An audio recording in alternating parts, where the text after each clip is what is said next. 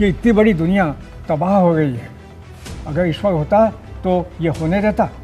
ये बच्चे बढ़ रहे हैं भूख से, कुपोषित बच्चे, करोड़ों कुपोषित बच्चे हिंदुस्तान में हैं। God was created by human being और उसको अपनी कवि कल्पनाओं से, विचारों से उसको बनाया कि उसका भगवान का सेवक जाए और एक पहाड़ उठा के बूटी सहित आ जाए, वो सेवक बनाया। किंतु जिस आदमी ने ईश्वर को बनाया, जिस भगवान की सृष्टि की, मनुष्यों ने ही उसे नष्ट किया, उसे छिन्न भिन्न किया और उस अपनी कल्पना को गायब कर दिया। और आज हम देखते हैं कि ईश्वर के नाम पर सिर्फ धंधा है, मजहब के नाम पर सिर्फ धंधा है, और इन धंधेबाजों के पास इतने कठिन कठिन शब्द हैं और शास्त्र के ऐसे ऐसे उद्धरण हैं जो आदमी को बेहोश कर दें। सुनेंगे, ये काम आस्तिकों और नास्तिकों का है कि वो बहस करते हैं कि ईश्वर है और वो बहस करते हैं कि ईश्वर नहीं है। सबसे बड़ी बात यह है कि आप ईश्वर को शरीर से, इंद्रियों से, मन से, ज्ञान से, बुद्धि से नहीं जान सकते। ये बात धर्म ग्रंथों में लिखी है, ये बात वेदों में, शास्त्रों में लिखी है। तो देखिए धर्म वर्सेस विज्ञान की अब तक की सबसे बड़ी बहस। और आज इस बहस में शामिल होने के लिए हमारे साथ कई खास मेहमान हैं। हम आपका परिचय करवाते हैं उन मेहमानों से। हमारे साथ गौहर रजा साहब हैं, चीफ साइंटिस्ट हैं निस्केयर में। बहुत बहुत स्वागत है गौहर रजा साहब आपका। हमारे साथ स्वामी सर्वानंद सरस्वती हैं, कुलपति हैं भारती श्रीपीठम के, नई दिल्ली में। बहुत बहुत स्वागत है आपका स्वामी जी। हमारे साथ मशहूर कवि चंद्रकांत देवताले हैं और भगवान पर कविताएं भी लिख चुके हैं। बहुत स्वागत है आपका। और हमारे साथ स्वामी बालिंदु हैं, ब्लॉगर हैं और इनके कई और परिचय भी हैं जो बहस के दौरान सामने आएंगे। और हमारे साथ हैं अमिताभ पांडे, खगोल वैज्ञानिक हैं। अमिताभ, आपका भी स्वागत है। इस चर्चा को आगे बढ़ाएं उससे पहले आइए आपको दिखाते हैं कि तमाम प्रचलित मान्यताओं को कब कब और किस किस तरह से चुनौतियां दी गई हैं। आर्यभट्ट, पृथ्वी अपने अक्ष पर घूमती है, ये खोज करने वाले वैज्ञानिक रहे। ग्रहण लगने की वजह राहु केतु नहीं, ग्रहों की छाया है और ये घटनाएं भौतिक हैं और इनका ईश्वरीय ताकत से कोई ताल्लुक नहीं है। भारतीय वैज्ञानिक आर्यभट्ट। कोपरनिकस, ग्रहों का केंद्र सूर्य है न कि पृथ्वी। सभी ग्रह सूर्य के इर्द गिर्द चक्कर लगाते हैं। ये वो तमाम प्रचलित मान्यताएं थीं जिसको तोड़ते हुए नई वैज्ञानिक खोज डेवलप करने वाले वैज्ञानिक हैं जिनको हम आपको दिखा रहे हैं। गलीलियो, पहली बार वैज्ञानिक पद्धति से ग्रहों के गतिशील होने का इन्होंने पता लगाया और टेलीस्कोप का आविष्कार भी किया। डार्विन मानव विकास के सिद्धांत के लिए मशहूर हैं और इन्होंने इंसान के विकास की थ्योरी दी और प्राकृतिक चयन के आधार पर यानी नेचुरल सिलेक्शन के आधार पर इंसान का विकास होता है ये बताया। न्यूटन, ग्रह भौतिक चीज है और वो गति और गुरुत्वाकर्षण की थ्योरी पर काम करती है। न्यूटन ने गुरुत्वाकर्षण की थ्योरी दी। आइंस्टीन, फोटो इलेक्ट्रिक इफेक्ट की खोज किए। ईश्वर के होने या नहीं होने से खुद को अनजान बताया पर नास्तिक होने से इनकार कर दिया। और Stephen Hawking, black hole theory को आगे बढ़ाया, ईश्वर के होने को लेकर साफ तौर से इनकार किया। तो ये कुछ वैज्ञानिकों की हमने बातें आपको दिखाई और इसके जरिए ये बताने की कोशिश की कि ये वो तमाम बड़े वैज्ञानिक और चेहरे हैं जिन्होंने जो दुनिया भर में प्रचलित मान्यताएं हैं उसे अपने अपने तरीके से चुनौती दी। देवताले साहब, इस तमाम जो जनता है उसमें सबसे बुजुर्ग आप हैं, सबसे लंबा अनुभव आपका, इसलिए शुरुआत आपसे करना चाहूंगी। एक तरफ ये वैज्ञानिक सिद्धांत हैं जो कहते हैं कि जो चीज प्रूव हो सकती है वही सत्य है, लेकिन दूसरी तरफ वो मान्यताएं हैं जो कहती हैं कि चाहे वो प्रूव ना हो लेकिन हम मानेंगे उसे ही सत्य जो हम महसूस करते हैं। ऐसा क्या? यदि कोई चीज प्रमाणित नहीं होती है तो उसे सत्य कहना अपने आप को धोखा देना है। इसके जो भौतिक जगत में, यथार्थ में, वास्तव में जो घटित होता है उसी के आधार पर हम अपनी बातें कर सकते हैं। जी, आप कह रहे हैं कि जो चीज़ प्रमाणित नहीं हो सकती है वो सत्य नहीं हो सकती है, लेकिन जो हमारे दुनिया भर में जो प्रचलित मान्यताएं हैं, चाहे वो भगवान या ईश्वर को लेकर मान्यता हो या आस्था को लेकर मान्यता है, वो कहीं सिद्ध नहीं होती हैं, कहीं साबित नहीं होती हैं, फिर क्यों मौजूद हैं? अमृता, देखिए ऐसा है, ईश्वर के एग्जिस्टेंस को स्वीकार करने के लिए अभी एक बहुत बड़ी बहस हुई थी साइंटिस्ट के साथ में, जिन्होंने कि जर्मन में एक बहुत सेमिनार लगा था गॉड पार्टिकल्स, जिसको इन्होंने एक साइंस के एक पार्ट को गॉड पार्टिकल दिया था। तो उन्होंने गॉड पार्टिकल ही क्यों दिया? अगर ये मान्यता ही नहीं है तो जब जानते ही नहीं गॉड कुछ होता ही नहीं, तो गॉड पार्टिकल नाम क्यों दिया? ये साइंटिस्टों ने ये दिया, उसमें जौहर साहब भी थे हमारे साथ। मैं उसी तरह से कह रहा हूं कि ईश्वर की मान्यता आप उस तरह से मत ले जाइए कि जैसे कि कोई रीतियां होती हैं, कोई जो कि कुरीतियों में बदल जाती हैं। जैसे कि आपने प्लेनेट के बारे में बताया, साइंटिस्ट ने उसको किया, तो आस्तिक और नास्तिक बात की बात नहीं की, उन्होंने ग्रहों की बात की, तो वो ज्योतिष का अलग चला गया। नहीं, वो इसलिए इम्पोर्टेंट है क्योंकि हमने अपने पूरे ज्योतिष को इस आधार पर डेवलप कर रखा है, हमने अपने पूरे जीवन को इस आधार पर डेवलप कर रखा है कि ग्रह नक्षत्रों के हिसाब से ही हमारी किस्मत तय होती है। नहीं, ये किसने तय रखा? अगर जिसका ज्योतिष का बनाने वाला सबसे पहले जो है उसने ज्योतिष को ही श्राप दे दिया, तो ये तो मार्केटिंग का हर चैनल पर एक तरह का ज्योतिष का जो कार्यक्रम चल रहा, उन्हीं को नहीं पता मेरा भविष्य क्या है। तो ग्रह ज्योतिष के ऊपर, ये अगर ज्योतिष के ऊपर डिबेट रखी है तो मैं उस पर बिल्कुल सहमत नहीं हूं। मैं अगर एक आस्तिकवाद और नास्तिकवाद, जहां ईश्वर की बात की आपने, हम स्वयं ही आज किसी ज्योतिषी को पता था आज पानी बरसेगा, आज ज्योतिषी को पता था कि कुंभ में इतना बड़ा घटना हो जाएगी। ज्योतिषी जिस तरह से साइकोलॉजी का प्रयोग करते हैं, ज्योतिषी जिस तरह से एक तरह से दूसरे को डराते हैं, ऐसे ज्योतिषियों को हम स्वयं लताड़ते हैं। लेकिन ज्योतिष एक शास्त्र है, उसको अगर आप पढ़ें तो ज्योतिष एक टार्च का काम करती है कि उसने टॉर्च जलाई कि यहां स्नेक है, आप इससे बचकर जाइए। ये ज्योतिष उपाय नहीं है, वही साइंटिस्ट कह रहे हैं जो आपने बताया। लेकिन जो आप बता रहे हैं कि जिस तरह से हमारे बुजुर्ग ने कहा, तो उन्होंने एक ही बात, सत्यम परम धीमहि, ये सत्य है कि आपका एग्जिस्टेंस है, सत्य है कि आप कुछ जो है बोल रहे हैं। जी गौहर साहब, सत्य क्या है? सत्य तो अपने अंदर कुछ नहीं है, हमारी मान्यताएं हैं, और दो तरह की मान्यताएं हैं। एक वो मान्यता है जिसमें सत्य बदलता है, जिसमें हम ये कहते हैं कि आज हमारे पास ये जानकारी नई आ गई है और आज का सच बदला हुआ सच है। दूसरा सच वो सच है जो किसी कुएं के पानी की तरह या तालाब के पानी की तरह है, जो हमेशा स्थिर रहता है, वो उसमें बदलाव नहीं आते। मेरा मानना यह है कि हम डिबेट को, सही बात होगी कि निकाल के ज्योतिष से निकाल के और इस बात पे ले आए कि हमारी आस्था हमें कहां तक ले जाती है, इंसानियत को कहां तक ले जाती है।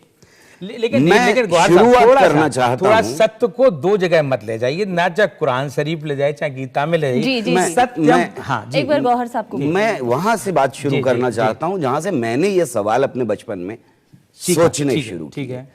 मुझे बिल्कुल शुरू में ये अंदाजा हो गया कि अगर भगवान है, जो सब कह रहे थे चारों तरफ लोग, और फिर भी वियतनाम में बच्चे मर रहे, जिनकी फोटोग्राफ्स रोज आती थी अखबारों में, हम बड़े हो रहे थे तब, और वो भगवान इन बच्चों के ऊपर बम गिरने से नहीं रोक सकता, तो मुझे ऐसे भगवान की जरूरत नहीं है। मैं उस भगवान से मोहब्बत नहीं कर सकता, मैं उस भगवान के आगे हाथ नहीं झुका सकता, मैं नमाज नहीं पढ़ सकता, मैं मस्जिद में नहीं जा सकता उस भगवान के लिए जिसमें ताकत है और नहीं रोक पा रहा।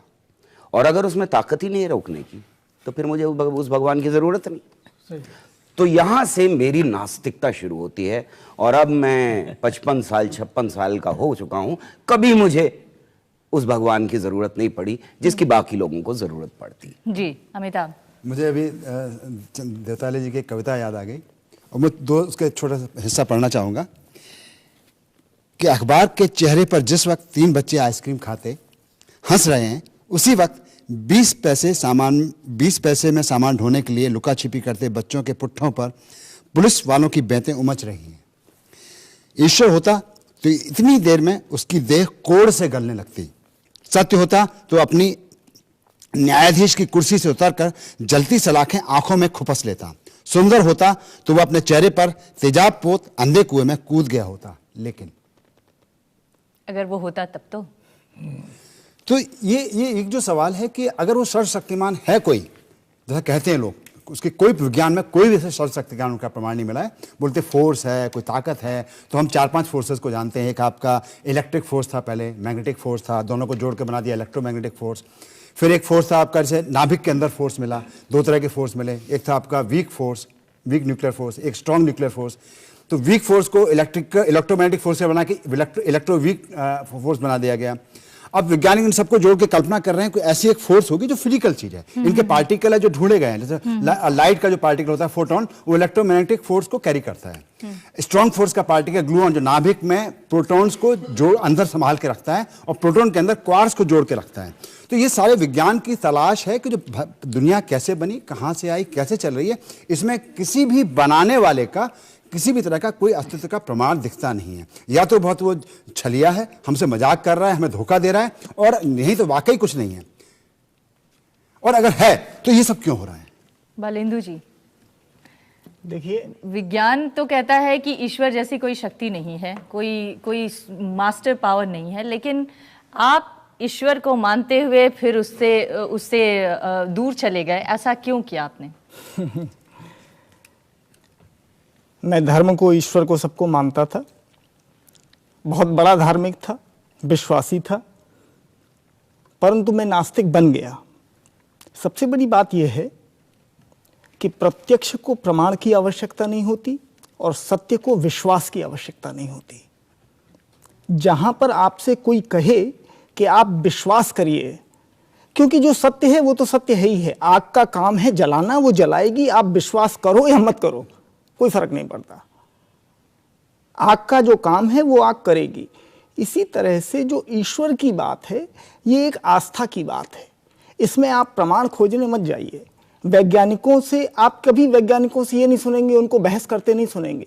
ये काम आस्तिकों और नास्तिकों का है कि वो बहस करते हैं कि ईश्वर है और वो बहस करते हैं कि ईश्वर नहीं है। सबसे बड़ी बात यह है कि आप ईश्वर को शरीर से, इंद्रियों से, मन से, ज्ञान से, बुद्धि से नहीं जान सकते।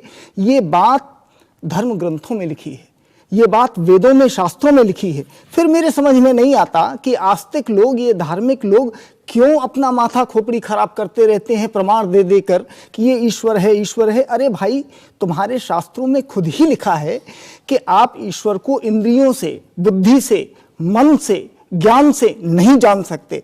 ये आस्था और विश्वास का विषय है। आप विश्वास कर लीजिए, बहुत अच्छी बात है। अब उसको खोजने मत जाइए कि ईश्वर कहाँ है। जी, तो दरअसल ईश्वर जो है हमारी तमाम कमजोरियों का एक पुलिंदा है, जिसके आगे जाकर हम उन तमाम कमजोरियों के लिए अपने आप में एक ताकत ढूंढते हैं। आपने जो प्रथम प्रश्न किया था उसका मैंने सटीक 2 पंक्तियों में जवाब दिया था। मैं अब अपनी बात कहना चाहता हूँ। बिल्कुल। बचपन से मैंने ये देखा कि एक बगीचा है और एक बागवान है, और उसका बागवान है तो बगीचा उजड़ता नहीं है, और जब बागवान गायब हो जाता है और तो वो बगीचा उजड़ जाता है। जिस घर में माँ है वहाँ बच्चे हंस रहे हैं, खेल रहे हैं। जिस घर में पिता है वहाँ सब कुछ है। तो एक छोटा सा इंसान जब अनुपस्थित जब होता है, मौजूद होता है, तो उसकी दुनिया, उसका जो छोटा सा परिवेश होता है वो पनपता है, हंसता है, गाता है, उसमें संगीत होता है, जीवन होता है। ये इतनी बड़ी दुनिया तबाह हो गई है। अगर ईश्वर होता तो ये होने देता? ये बच्चे बढ़ रहे हैं भूख से, कुपोषित बच्चे, करोड़ों कुपोषित बच्चे हिंदुस्तान में हैं। ये आदमी की कुवत है और आदमी की ताकत है कि उसने सदियों पहले अपनी सुरक्षा के वास्ते और अपने यकीन के वास्ते ईश्वर का निर्माण किया। God was created by human being, और उसको अपनी कवि कल्पनाओं से, विचारों से उसको बनाया कि उसका भगवान का सेवक जाए और एक पहाड़ उठा के बूटी सहित आ जाए, वो सेवक बनाया। किंतु जिस आदमी ने ईश्वर को बनाया, उसी आदमी ने कल्पना में, कवियों में, किंवदंतियों में, महाकाव्य में जिस भगवान की सृष्टि की, मनुष्यों ने ही उसे नष्ट किया, उसे छिन्न भिन्न किया और उस अपनी कल्पना को गायब कर दिया। और आज हम देखते हैं कि ईश्वर के नाम पर सिर्फ धंधा है, मजहब के नाम पर सिर्फ धंधा है, और इन धंधेबाजों के पास इतने कठिन कठिन शब्द हैं और शास्त्र के ऐसे ऐसे उद्धरण हैं जो आदमी को बेहोश कर दें। जो आप कह रहे हैं कि अगर भगवान है तो तो फिर कुपोषण क्यों है, गरीबी क्यों है और लोगों के अंदर असंतोष क्यों है, उनकी सारी इच्छाएं पूरी क्यों नहीं हो जाती हैं? अमृता जी देखिए, जहां अभी साइंटिस्ट हैं, प्रोफेसर गौहर हैं, पांडे हैं, इन्होंने ये कहा अपने उसके बाद स्वामी बालेंदु ने, एक अगर शास्त्र में आप जाएं तो ये भगवान कोई ऐसा रूप नहीं है, भगवान वहाँ से कोई पिता जैसे का परिवार की तरह नहीं है, उसके यहाँ तो प्रकृति भी है, मनुष्य भी है, जितना एक कीट से लेकर के बहुत कुछ है, लेकिन उसका अस्तित्व ये नहीं कि उसको सुरक्षा के लिए है। भगवान वो पिता नहीं है। किस तरह से भगवान एक ऐसी सत्ता है, जैसे कि आप अमृता हैं, आपको एक नाम दिया आपके पिता ने, हमको सर्वानंद दिया, तो हमारा एक एग्जिस्टेंस है जिसको कहते हैं सर्वम खलु इदम ब्रह्म। नहीं, लेकिन जिसको हम देख नहीं सकते, जिसका हाँ भगवान वही है जिसको हम देख नहीं सकते, जिसको हम छू नहीं सकते। ये जो मान्यताएं लोगों ने दी हैं कि भगवान मेरे इस तरह के हैं, भगवान मेरे इस तरह के हैं, वो ये मान्यताओं के ऊपर भगवान का सत्य नहीं है। इसलिए सत्य शब्द को कहा गया है शास्त्रों में सत्यम परम धीमहि। जो आपकी बुद्धि में सत्यता है, जिस सत्यता का कोई रूप नहीं होता, आकार नहीं होता है, जिस सत्य को गीता कहती है, तो ये तो फिर मन की कल्पना हुई ना, जिसका कोई रूप नहीं है, जिसका आकार नहीं है, जो सत्य है मगर दिखता नहीं है, तो इसका मतलब ये है कि वो एक कोई काल्पनिक चीज है। और शायद यही वजह है कि दुनिया में आज 500 से 750 मिलियन लोग ऐसे हैं जो नास्तिक हो चुके हैं। ये चर्चा जारी रहेगी, एक ब्रेक के लिए रुकेंगे और ब्रेक के बाद जब लौटेंगे तो यहाँ पर मौजूद जो जनता है उनके सुन लेते आपने। मैं कल्पना या उसके आधार पर ईश्वर, मैं कहता हूं आप एक पत्थर में ले लीजिए, आपकी जितनी गहरी मान्यता है वहां वो उस तरह की मान्यता प्रकट होगी, लेकिन सत्य जो है ईश्वर है वो दृष्टा नहीं है, दृश्य नहीं है। दृष्टा हो सकता, दृश्य का मतलब ये नहीं कि जैसे कि हम हाथ फैला करके ये कर दें, बच्चों को कुपोषण रोक दें या बीमारियों को स्वाइन फ्लू आया तो भगवान को लेकिन जो आम आदमी है वो तो ईश्वर को इसी रूप में समझता है। अगर ईश्वर कुछ नहीं कर सकता तो क्यों है वो बिना बात के? ये इसलिए जैसे हमारा अस्तित्व है। चर्चा जारी रखेंगे, ये चर्चा जारी रखेंगे, फिलहाल एक ब्रेक का वक्त है, ब्रेक के बाद लौटेंगे, ये चर्चा जारी रखेंगे और यहाँ पर जो लोग बैठे हैं उनको भी इसमें शामिल करेंगे। आज हम बात कर रहे हैं भगवान और विज्ञान की। हम बात इस बात को लेकर कर रहे हैं कि क्या भगवान का कोई अस्तित्व है या जो चीज साबित हो सकती है विज्ञान के जरिए सिर्फ वही सत्य है। अमिताभ, इस वक्त दुनिया में कोई 750 मिलियन ऐसे लोग हैं जो अपने आप को घोषित रूप से नास्तिक कहते हैं और जिनको विश्वास है कि जो साइंस कर रहा है सिर्फ वही सत्य है, भगवान नाम की कोई चीज नहीं है। जो सत्य है वो डेमोक्रेटिक इंस्टीट्यूशन नहीं है कि मतलब के 99% लोग किसी बात को मानते हैं इसलिए वो सत्य है। सत्य भले 1% हो, वो सत्य ही रहेगा। दूसरी बात यह है कि दुनिया के जिन देशों में बात करो, जिन देशों में आप देखेंगे कि ज़्यादा खुशहाली है, जहाँ सोशल सिक्योरिटी अच्छी है, सरकारें लोगों का ध्यान रखती हैं, लोगों की भागीदारी रखती है, लोगों का पूरी बात करती हैं, तो आप देखेंगे कि दुनिया का एक बहुत बड़ा हिस्सा है, यूरोप के कई सारे मुल्क हैं जहाँ पे आप पता चलेगा कि 80% लोग नास्तिक हैं। वो खुशहाल देश हैं। और जो देश जितने ज़्यादा धार्मिक है, इतने कट्टर धार्मिक, उतनी बदहाली में रह रहे हैं। दूसरी बात यह है कि विज्ञान की दुकान की बात चली थी, विज्ञान की दुकान के बदौलत ही हम गुफाओं से निकल के आज यहाँ पहुँच पाए। धार्मिक दुकानें तो इंसानों को बर्बाद करके रख दिया पूरी दुनिया में। एक ईश्वर की आप बात करते हैं, वो ईश्वर कैसा ईश्वर है? ये थानेदार की तरह है, उसके हम हाथ जोड़ें, गिड़गिड़ाएं, रोज उसकी तारीफ करें, 4 दिन नहीं तारीफ करें तो नाराज हो जाएगा, हमारा सत्यानाश कर देगा। ऐसा कैसा ईश्वर है ये कि जिसको रिश्वत चाहिए, जिसको हमारा भला करने की रिश्वत चाहिए, प्रसाद चढ़ाना है, पूजा करनी, अपने बाल कटवा देने, किसी को अपने हाथ कटवा देने, किसी को खतना करवा लेना, कैसा ईश्वर है ये उसको खुश करने के लिए? तो ये जो बेचारे मिट्टी के जिनको हमने बनाया, क्या कहते हैं, मिट्टी से बनाया है इनको, और ये मिट्टी से बनाया, एक बनाया था उसने, कहते हैं कि एक शैतान को बनाया था जिसको आग से बनाया था, उसने सारी दुनिया, कहते हैं कि सारी दुनिया को बिगाड़ दिया। तो हमारी क्या गलती है? सजा देनी तो अपने शैतान को सजा दो या खुद सजा भोगो, खुद जलो नरक की आग में, हमें क्यों जलाते हो? अमृता जी, मैं एक बात कहना चाहता हूँ कि ईश्वर नहीं है, इसके लिए बार बार विज्ञान की जरूरत नहीं है। सदियों पहले हमारे संतों ने, समाज सुधारकों ने, कबीर ने, तुकाराम ने, चंडीदास ने, इन्होंने सबने कहा है कि ऐसी कोई चीज़ नहीं है। दुनिया कितनी बेवकूफ़ है जो पत्थर पूजने जाती है, घर की चक्की कोई नहीं पूछती। उन्होंने कहा है ये बहस जो है, और इसके लिए ईश्वर नहीं सिद्ध होने के लिए ज़मीन से जुड़ा हुआ आदमी होना चाहिए। मानुष्य सत्य है मेरा, मनुष्य में मेरी आस्था है, शब्दों में आस्था है जो पुरखों ने दिए हैं। संत चंडीदास ने कहा था, मानुष्य सत्य सवार ऊपर तहार ऊपर नहीं, मानुष्य सत्य ईश्वर है। भाषा शब्द की प्रतिबद्धता वो है, शब्दों में कठिन शब्दों में और चीज़ों को गड़बड़ करके लोगों को मूर्ख बनाना और भ्रमित करना ये सत्य नहीं है। वो न धार्मिक भाषा है न मजहबी भाषा है। सत्य जो है वो आत्मा का सत्य होता है, आदमी का, हर आदमी का निजी सत्य होता है। विवेकानंद ने कहा था, बड़े बड़े संतों को पीछे पटक के जो इंसानी कमजोरियां हैं वो उसको विवश करती हैं भगवान को मानने के लिए। हम सिर्फ इसको इस नजर से नहीं देख सकते कि आज क्या हो रहा है, हमें थोड़ा सा हिस्ट्री में पीछे चलना पड़ेगा। जब इंसान ने सवाल पूछने शुरू किए तो बहुत सारे सवाल ऐसे पूछे जिनका जवाब उसके पास नहीं था। वो सवाल बार बार पूछता रहा। कुछ सवाल ऐसे थे जिनको उसने शुरुआत में ही पूछा कि ये चीजें कैसे होती हैं। कुछ सवाल ऐसे थे जिनको क्यों होती हैं से शुरू किया। जो मेटा क्वेश्चन या बड़ा सवाल ज्यादातर धर्मों का है, सभी धर्मों का है, वो बड़ा सवाल क्यों से शुरू होता है। और जब क्यों से शुरू होता है और हम अपनी ज्ञान की सीमा पे पहुंचते हैं, तब जवाब सिर्फ हमारे पास रह जाता है कि ये कोई ना कोई शक्ति है, उसकी मर्जी की वजह से हो रहा है। लेकिन जब हमारा सवाल शुरू होता है कैसे से, तब वो साइंस का सवाल होता है। और वो साइंस का सवाल हमें जब ज्ञान की अपने सीमा पर ले जाता है, तो वो सवाल का जवाब आता है कि आज हमें नहीं मालूम, कल हमारी जानकारी और बढ़ेगी तो हमें पता लग जाएगा। इसलिए जो साइंस है वो ऐसी बॉडी है नॉलेज की जो हमेशा बढ़ती रहती है, और सीमाएं उसकी जैसे जैसे फैलती जाती हैं, वैसे वैसे एक्स्ट्रा साइंस जिसे कहें हम, जो इसमें सारे धर्म आते हैं, उनकी सीमाएं सिमटती जाती हैं। कल तक बहुत सारी भ्रांतियां थी जिन पर शास्त्रों में लिखा हुआ है। स्वामी जी शायद आज उनको ना बताएं आपके सामने कि यह भी शास्त्रों में गलत लिखा हुआ है, ये भी धार्मिक किताबों में गलत लिखा हुआ है। अच्छी अच्छी बातें बता देंगे जी, लेकिन वो बातें नहीं बताएंगे जो बिल्कुल गलत हैं आज के। लेकिन जो प्रचलित मान्यताएं हैं गौहर साहब, उसमें ये कहा जाता है कि साइंस हमें वो बातें बता देता है जो बाहर दिखती हैं, लेकिन वो नहीं बताता जो हमारे अंदर चल रही हैं। हमारे अंदर चलने वाली ही बातें सारी साइंस ने पिछली 2 सदियों में बताई।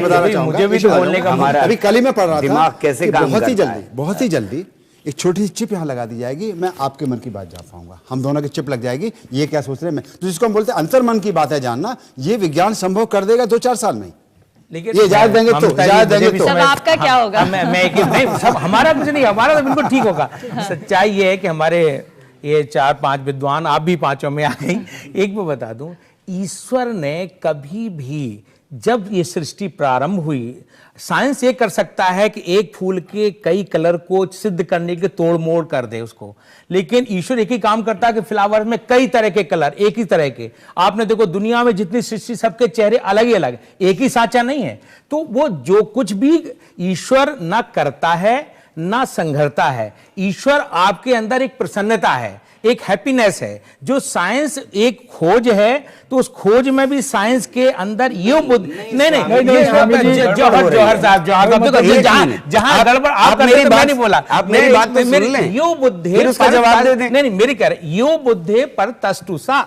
जब मैं इन साइंटिस्टों की बुद्धि के पीछे बैठ करके मैं ही करा रहा हूं, तो ये कौन कर रहा है जिसको जो दिखाई नहीं देता है। एक बता दो, इसको मजहब या धर्म पर नहीं ले जाएंगे। जौहर साहब प्लीज, यहां ये बहुत अच्छी वैज्ञानिक चर्चा हो रही, इसको हम धर्म, मजहब, ज्योतिष, इन सबसे कर्मकांड से अलग हट करके ईश्वर का एग्जिस्टेंस, ईश्वर की सत्ता को दुनिया में साइंटिस्ट हो चाहे कोई हो, सभी स्वीकार करते हैं कि कोई ऐसी सत्ता है जो हमको अपना आज एक मिनट में नहीं करते स्वीकार, एक मिनट में श्वास करते हैं, कोई श्वास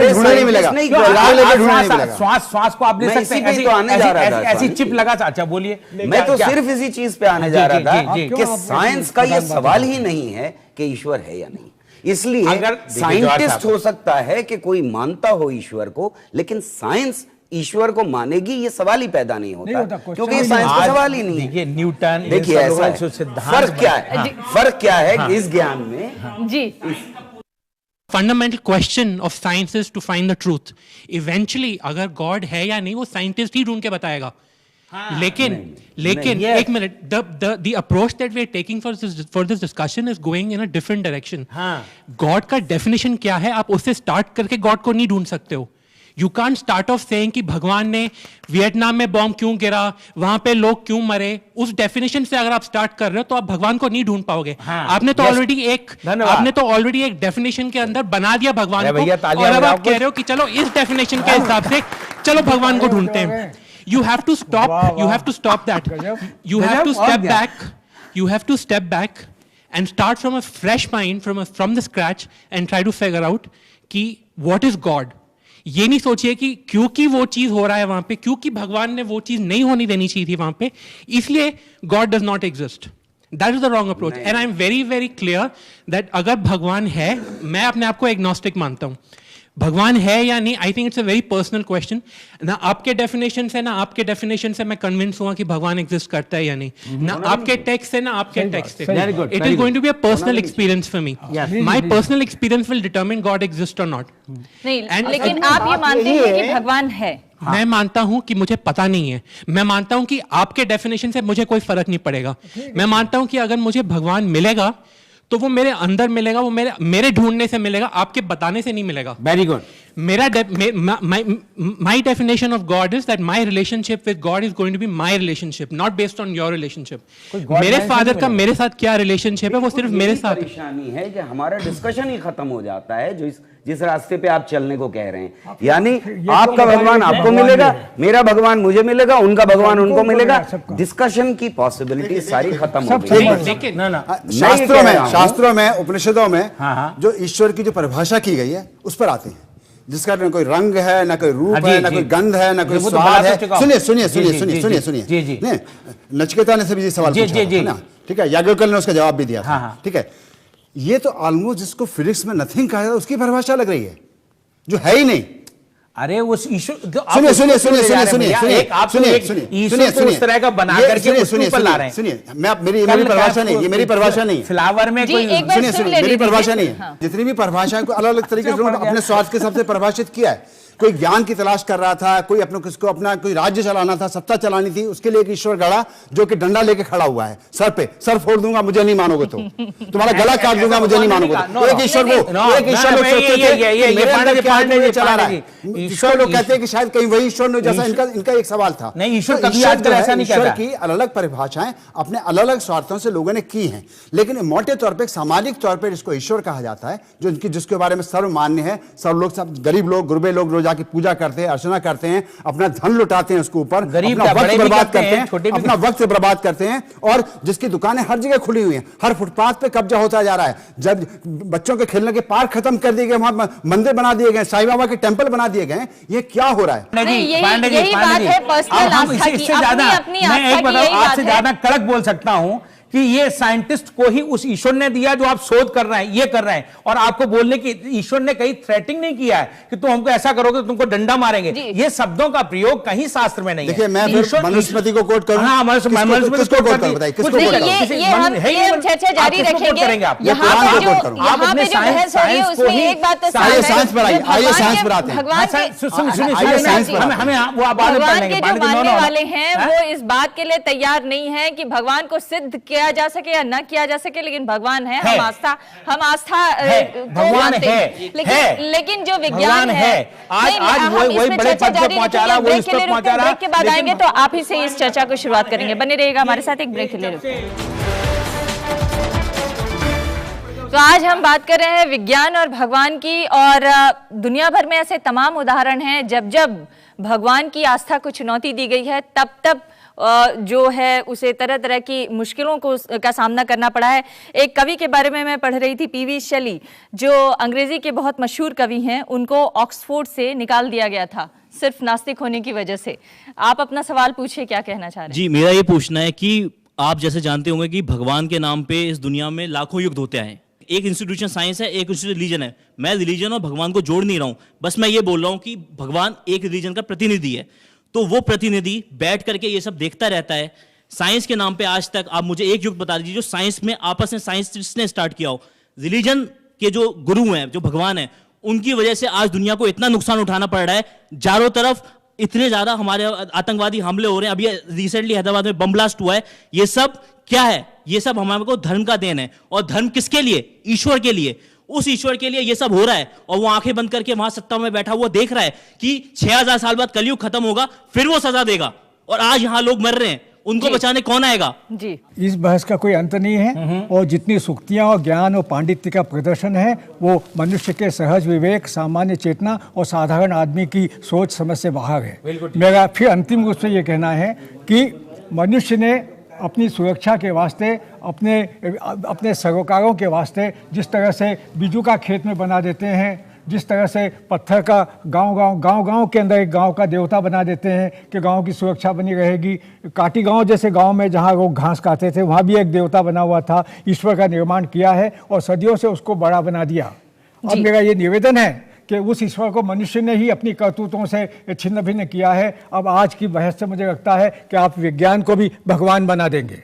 जी, हम एक ही बात, भगवान और आस्था की जो बातें डाइवर्ट हो रही हैं, जो धर्म की बात जा रही हैं, मैं एक ही बात जानता हूं, हर इंसान, हर बच्चा अपने अंदर समझता निगेटिविटी और पॉजिटिविटी। हर व्यक्ति चाहता है कि मैं आईएएस बनना, आईपीएस बनना, तो अपने अंदर उस ईश्वर से, अपनी एनर्जी से वो बात करता है जिसका ना रूप है, ना रंग है, ना कुछ है। वो किसी तरह से अगर किसी भगवान के पास भी जाता है, कहीं कोई देव मंदिर बना है, तो वो अपनी पॉजिटिविटी के लिए जाता, निगेटिविटी के लिए नहीं जाता कि मैं मेरे पॉजिटिव। भगवान ने कोई भी इस तरह इसका इंसान का रूप धारण करके ना उसको संहार किया, ना उसका पालन किया। भगवान एक सबके अंदर है, ना वो धर्म है, ना मजहब है, ना संप्रदाय है। ये नीचे के लोगों ने, आपने देखा होगा, चर्च जो जाती है ऊंचाई पर एक सा है, देखिए आकाश को छूती है, मस्जिद को सुनते सुनते कान बंद है, काम पर वो अलग है, वो अलग है, भगवान अलग है, जो सवाल लगातार यही अपॉलॉजी दी जाती। आप ईश्वर की सत्ता को अपने अंदर, प्रसन्नता को, इसलिए ईश्वर तो एक ही बात कहता है कि नीरस जीवन कहो न भैया, जीवन रस की धार है।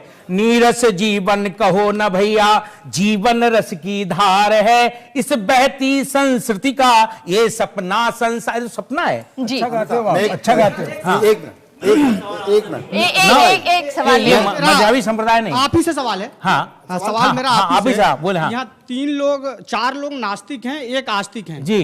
और मैं दावे के साथ कहता हूं, जो 4 यहाँ नास्तिक हैं उन्होंने धार्मिक ग्रंथों का अध्ययन बिल्कुल एकदम सिरे से नाकारते हुए करा है, और जो आस्तिक है उन्होंने विज्ञान का अध्ययन नहीं किया है। विज्ञान ने कहीं भी सिरे से ईश्वर को नकारा नहीं। आइंस्टीन ने कहा था मैं नास्तिक नहीं हूं, ठीक है। ऐसे बहुत सारे वैज्ञानिक जिन्होंने कहा था कि एक ऐसी शक्ति है, और ये लोग जो बात कर रहे हैं ईश्वर है तो जलाता क्यों है। मैं कहता हूं आप ऐसी आग बनाइए जिसमें जलने की शक्ति डाल दीजिए, साइंस कदापि नहीं कर सकता। आप हमारे जैसा एक मनुष्य बनाइए जिसमें प्राण डाल दीजिए, आप कदापि ऐसा नहीं कर सकते। आप सूरज बना दीजिए, बहुत अच्छा, आप सूरज बना दीजिए, नहीं बना सकते आप। नहीं, आप जवाब सुनना चाहेंगे? हाँ, हम जवाब सुनना चाहेंगे?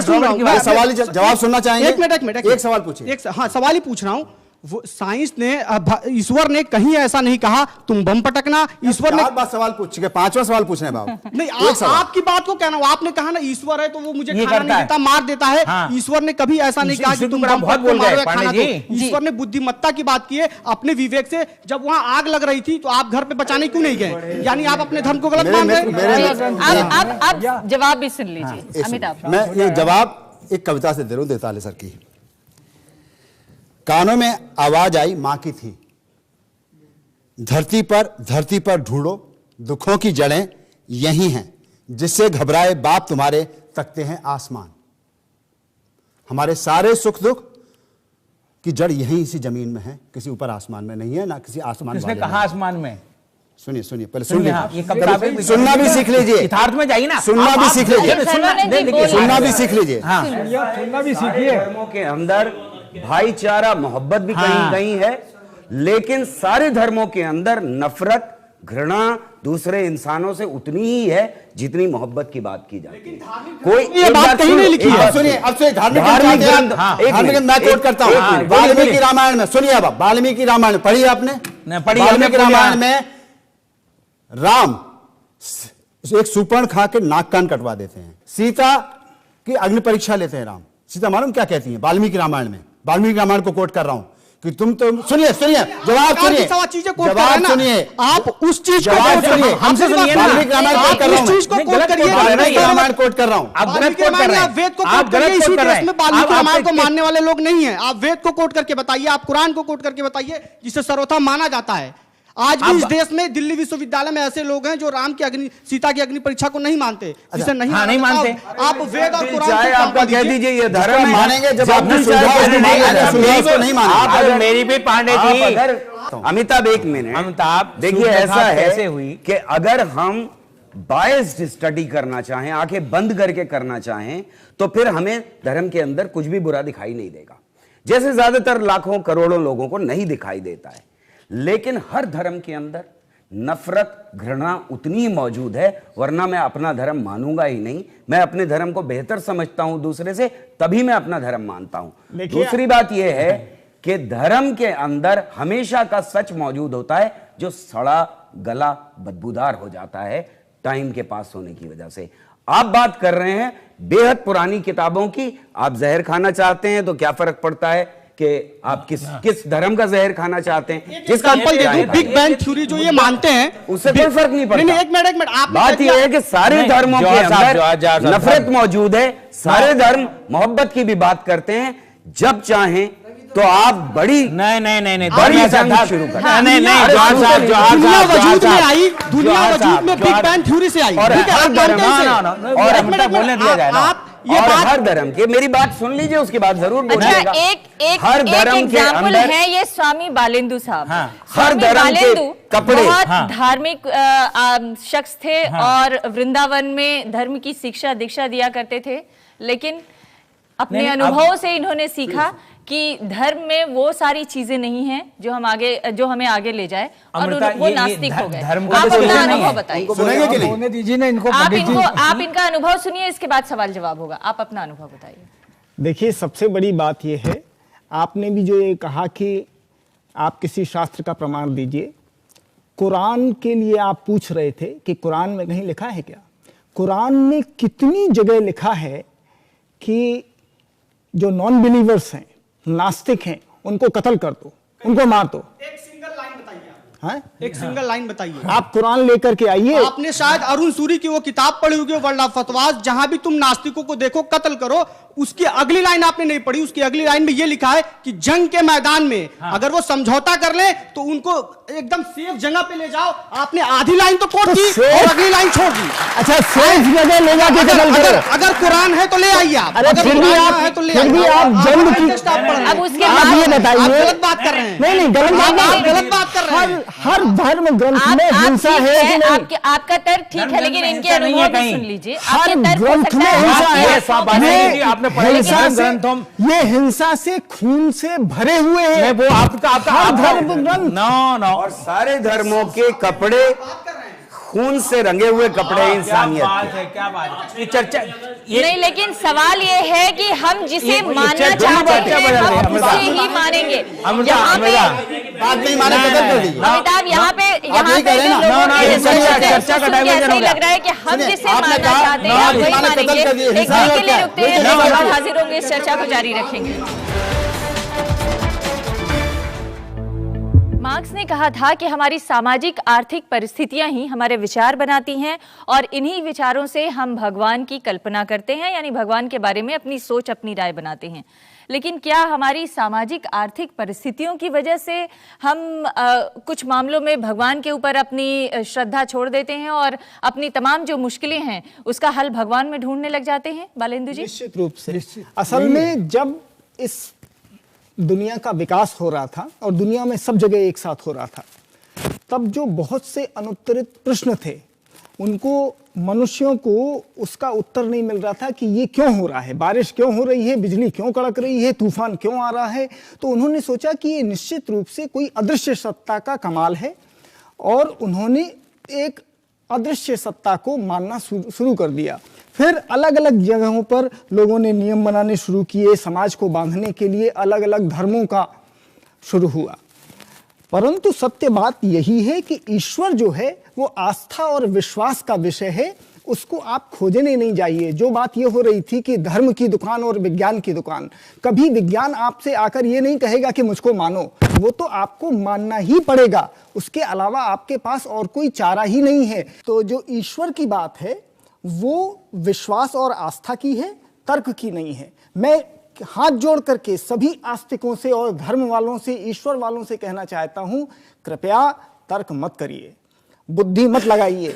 तर्क करने की गुंजाइश वो विज्ञान में होती है, धर्म में नहीं, आस्था में नहीं, विश्वास में नहीं। वहां पर तर्क का कोई काम नहीं है। वहां तो आप मानो, आंख बंद करके देखिए, विज्ञान होता है, वहां पर डाउट होता है, आप शक कर सकते हैं, परंतु भगवान में, धर्म में आप शक नहीं कर सकते। वहां शक की, डाउट की कोई गुंजाइश नहीं है। और वो यहाँ पे बैठे हुए लोगों में भी दिख रहा है। आप पूछिए सवाल। मेरा सवाल स्वामी जी से है। विज्ञान ने समाज को इतना कुछ दिया है, आप सब जानते हैं, लेकिन भगवान ने हमें दिया क्या है? भगवान ने हमें समय बर्बाद और पैसे बर्बाद करने के सिवा दिया क्या है? मेरा सवाल आपसे है, अगर कोई मरता है, कोई बीमार होता है, उसमें विज्ञान क्यों बचाता है? भगवान क्यों नहीं बचाता है उसे? अगर कोई पापी पाप करता है, उसमें उस समय भगवान कहाँ है? बहुत अच्छा तुमने प्रश्न किया। विज्ञान क्या, जो बीमार है तो उसको बचा रहा है, विज्ञान बचा रहा है आपके कहने से। भगवान क्यों नहीं आता है बचाने? पापी अगर पाप कर रहा है, भगवान कहाँ है? मेरी बात मेरे सुन लो। विज्ञान की बात, जो हमारी बात चल रही है, अब अभी आज जो चर्चा है केवल साइंस और ईश्वर की चर्चा है। तो ईश्वरवादी जो लोग हैं वो केवल, अगर आपकी आस्था अपने अंदर है तो आप ये कह सकते हैं परमेश्वर इसकी अगर आयु जो भी दी है इसको आप बचाइए। हिमाचल में आपने ज्वाला जी मंदिर का नाम सुना होगा सर, वहाँ पे ज्वाला चलती है, वो तो अपने आप जलती है ना। वहाँ तो सारे साइंटिस्ट सब फेल हो चुके ना, लेकिन वो ज्वाला कहाँ से आ रही है? वहाँ पे तो भगवान का कुछ महत्व होगा ना सर, आप बताइए। ऐसी बहुत सारी चीजें हैं जो साइंस एक्सप्लेन नहीं कर पाती, ऐसी बहुत सारी चीजें हैं जहाँ साइंटिस्ट पहुंच के नहीं एक्सप्लेन कर पाते, लेकिन इसका ये मतलब नहीं है कि उनको एक्सप्लेन नहीं किया जा सकता। अब से कुछ पहले, एक मिनट, टाइम हो चुका ना सर। आप सवाल चाहते हैं या मतलब जवाब भी चाहते हैं? जवाब चाहते हैं। बहुत सारी ऐसी चीजें, जैसे मैग्नेट के बारे में इंसान नहीं जानता था तो सोचता था ये भगवान है। आज हमें मैग्नेट के बारे में पता है। पहले ये सोचता था कि धरती जो है फ्लैट है, आज हमें पता है कि नहीं है फ्लैट, भगवान का बनाया हुआ था। अब हमें मालूम है कि बिग बैंग हुई, उसकी वजह से बनी है ये सारी चीजें। तो जैसे जैसे हमारे विज्ञान की सीमाएं बढ़ती जाती हैं, हम एक्सप्लेन करते जाते हैं। आपको शायद पता नहीं हो कि वहां ज्वाला कैसे चल रही है ना। यहां जो लोग हों शायद एक्सप्लेन ना कर पाए, शायद मैं जाऊं तो एक्सप्लेन कर दूं वहां पर, या कोई और साइंटिस्ट जाए करे। हो सकता है कि साइंटिस्ट ना एक्सप्लेन कर पाए, लेकिन इसका यह मतलब नहीं है कि वहां भगवान की वजह से हो रहा है। हमें नहीं मालूम। अगर साइंस का सवाल है तो हमें नहीं मालूम। आस्था के लिए तो बहुत लोग जा रहे हैं वहां पर, पैसे भी चढ़ा रहे होंगे जी, मंदिर में जा रहे होंगे ना, आप भी गए होंगे, जरूर गए होंगे और पैसे भी चढ़ाए होंगे। अगला पैसे की बात नहीं, जिस दिन राज खुल गया उस दिन आपकी आज तक तो राज खुला नहीं। आज तक तो राज खुला नहीं, भाई आज तक नहीं खुला ना, खुलेगा आज तक नहीं खुला ना, लेकिन जिस दिन खुल गया। कितने लोगों की श्रद्धा उस चीज से जुड़ी हुई है सर। ये बहस खत्म होने वाली नहीं है। अमिताभ जी अगला सवाल ले लेते हैं। अगला सवाल पूछिए आप। बारिश हो जाती है, ठीक है ना? तो अब अमिताभ अगला सवाल। मैं एक क्वेश्चन और सर, पूछना थोड़े चाहूंगा। समय पहले हमने एक पार्टिकल के बारे में सुना था जिसे कहा गया था Higgs boson, the God particle. Sir उसका ये था कि वो फंडामेंटल ब्लॉक है, बिल्डिंग ब्लॉक है यूनिवर्स का। तो मोस्ट ऑफ द रिलीजन्स भी यही मानते हैं कि गॉड एक है और उसने यूनिवर्स क्रिएट किया है। तो क्या स्पिरिचुअलिटी और साइंस एक ही सेम पेज पे नहीं है? देखिए उसका नाम क्या है, टेक्निकल नाम है हिग्स बोसॉन पार्टिकल। एक साइंटिस्ट ने एक किताब लिखी जिसमें उसने लिखा, टाइटल दिया गॉड डैम इट पार्टिकल। उसमें हटा दिया लोगों ने डैम इट और गॉड पार्टिकल के नाम से मशहूर कर दिया। ये चले जाइए इंटरनेट पे, आपकी अगर जानकारी उसके बारे में कम है तो बढ़ा लीजिए। उसका नाम गॉड पार्टिकल किसी ने नहीं दिया, गलत कहा जा रहा है। साइंटिस्ट उसको गॉड पार्टिकल नहीं कहते। मैं उसकी प्रॉपर्टीज के बारे में बात कोई साइंटिस्ट नहीं कहता। फंडामेंटल और स्वामी जी पहले भी गलत कह चुके हैं, अभी भी गलत कहेंगे। गॉड पार्टिकल कहते हैं, स्वामी जी कहते होंगे हिग्स बोसॉन पार्टिकल है। और मुझे शर्म आती है इस बात पे कि मीडिया ने उसका नाम गॉड पार्टिकल दिया, जबकि हमें गर्व होना चाहिए था कि हमारे यहाँ के एक साइंटिस्ट के नाम के ऊपर उस पार्टिकल का नाम है। सर बात बोस का नाम सुना है ना आपने? सर बात नाम पे नहीं है, बात उसकी प्रॉपर्टीज की है कि उसे फंडामेंटल प्रॉपर्टी कहा जाता है जिसे यूनिवर्स। सुनिए, और भी फंडामेंटल पार्टिकल है। क्वार्क भी फंडामेंटल पार्टिकल है, न्यूट्रिनो भी फंडामेंटल पार्टिकल है, इलेक्ट्रॉन भी फंडामेंटल पार्टिकल है, फोटोन भी फंडामेंटल पार्टिकल है, ग्लूऑन भी फंडामेंटल पार्टिकल है, WZ बोसॉन वो भी फंडामेंटल पार्टिकल है। ये सारे फंडामेंटल पार्टिकल हैं, एक फंडामेंटल पार्टिकल नहीं है। उसको वहां इतनी बड़ी कंपनी में गॉड पार्टिकल क्यों कहा? नहीं गॉड पार्टिकल नहीं कहा, ये मूर्खों ने कहा है। हालांकि जहां पर आस्था की बात है वहां पर कई बार वैज्ञानिक जो खोज है वो तमाम दावे करने के बाद और तमाम सिद्ध करने के बाद भी आस्था से लड़ाई बड़ी मुश्किल हो जाती है। लेकिन एक बात आपसे जरूर जानना चाहूंगी, जाते जाते आपके कमेंट पे ही खत्म करना चाहती हूँ, ये जो संदेह है तमाम चीजों को लेकर, ये हमें आगे बढ़ने की प्रेरणा देता है, शक्ति देता है, और शायद यही संदेह बना रहे तो ये जो तमाम यहाँ पर सवाल उठाए गए हैं उन सवालों का हल आने वाले जीवन में निकल सकता है, आने वाले भविष्य में निकल सकता है। तर्क कुतर्क से कोई समाधान नहीं निकल सकता। धरती, पर्यावरण पर प्रेम और अपने पर विश्वास और अपनी निजी शब्द की आस्तिकता, मानुष सत्य पर यकीन और मानुष सत्य को बित्ता भर बचाने की कोशिश आदमी का काम है। यही उसका ईश्वर है, यही उसकी आस्तिकता है शब्द में, और उसे बाहर मत ढूंढो। अगर बाहर नहीं है तो बाहर क्यों ढूंढो? तो ठीक है, तो यही सब कह रहे हैं, यही तो चाहते हैं। और बाकी ये जो मंदिर फंदिर जो है, ये भगवे कपड़े, ये सब पाखंड है और ये सब जनता को फैलाने की चीज़ है। विश्वास अपने ऊपर रखें, दूसरों के ऊपर न रखें, सवाल यही है। और शायद इस चर्चा का अंत भी यही होगा कि विश्वास अपने ऊपर रखें और इसी विश्वास की बदौलत आप आगे बढ़ने की और विज्ञान के हिसाब से तरक्की करने की सोचें। जैसे जैसे विज्ञान आया आपके जीवन में तरक्की आई। जब आप पुरातन पंथ के जमाने से लेके आज तक जो आगे बढ़े हैं, यहाँ तक जो पहुंचे हैं, ये विज्ञान की ही बदौलत है। और शायद अगर आप विज्ञान में इतना ही भरोसा और आस्था रखेंगे तो आने वाले दिनों में आपका जीवन और आगे जा सकता है। बहुत बहुत धन्यवाद आप सभी का इस कार्यक्रम में शामिल होने के लिए। नमस्कार।